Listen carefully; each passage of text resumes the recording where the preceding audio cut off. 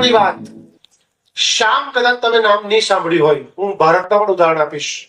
શામ કદાચ તમે નામ નહીં સાંભળ્યું હોય, પણ શામ એક બધું જ કામ કરી વળેલો, પણ ગાર્બેજ કલેક્ટર નું કામ કરતો. એટલે આપણે ત્યાં કેમ પેલો કચરા વીણવા, કચરા જે લેવા આવે ને, ઘરે ઘરે કચરો ઉઘરાવા ટેમ્પો લઈને આવે ને, એ કામ અમેરિકામાં ગાર્બેજ કલેક્ટર કહે એ લોકોને.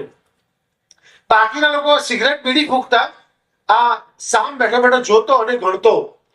આઈસ્ક્રીમના કેટલા કપ છે, પોપકોર્નના કેટલા કોન છે, આ બધું જ એ ગણતો કે આ એક વોર્ડમાંથી આટલા આટલા આવ્યા કોન. તો પછી દુકાનદાર પાસે ગયો કે તમારે ત્યાં કેટલા કે પોપકોર્નના કોન રાખો છો, આઈસ્ક્રીમના કપ રાખો છો, બધું પૂછતો.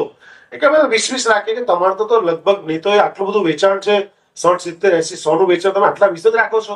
તો કે આટલું બી કોઈ લેતું નથી, રિપ્લેસમેન્ટ લોકો આવે છે. એના મગજમાં વિચાર એ આવ્યો, સામના મગજમાં, કે મારે દુકાન ખોલવી જોઈએ. અને દુકાન ખોલવા માટે આઉટ હાઉસમાં રહેતો હતો, ભાડે રહેતો હતો. એની પાસે $20,000 માંગ્યા અને પહેલો જ એને સ્ટોર શરૂ કર્યો 1962માં રોજર, આર્કાન્સના રોજર્સ વિસ્તારની અંદર, જેનું નામ આપ્યું શામ વોલ્ટન. અને જો તમારું કોઈ આજુબાજુ કે શિક્ષક મિત્રો જાણતા હશે, જેનું કોઈ અમેરિકામાં પરિચિત હોય અથવા નહીં હોય તો પણ વાંધો નહીં, તમે ઇન્ટરનેટ ઉપર જોઈ શકો છો વોલમાર્ટ. આજે ભારત પણ અને ભારત સરકાર પણ વોલમાર્ટ થી ગભરાય છે, નાના વેપારી પણ ગભરાય છે, કારણ કે સોયથી માંડીને એન્જિન સુધી બધું જ મળે છે. આ માણસે પહેલી દુકાન ખોલી અમેરિકામાં અને 10 જ વર્ષમાં, એટલે 1962 પહેલી દુકાન ખોલી, 10 વર્ષમાં પોતાનું ચાર્ટર ફ્લાઇટ લીધું, પ્લેન લીધું આ માણસે. જે એકચ્યુઅલી કામ શું કરતો હતો?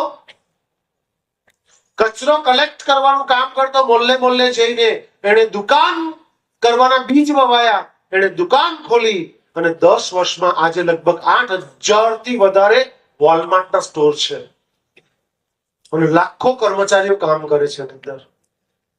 જે એકચ્યુઅલી શું કામ કરતો હતો?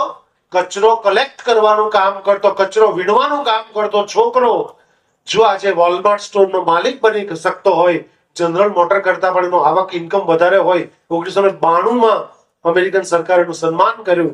આજે એનો છોકરો આખી વોલમાર્ટની ચેન સંભાળે છે. એટલે તમે તમારી જાતને ક્યારે નીચે આંકશો નહીં.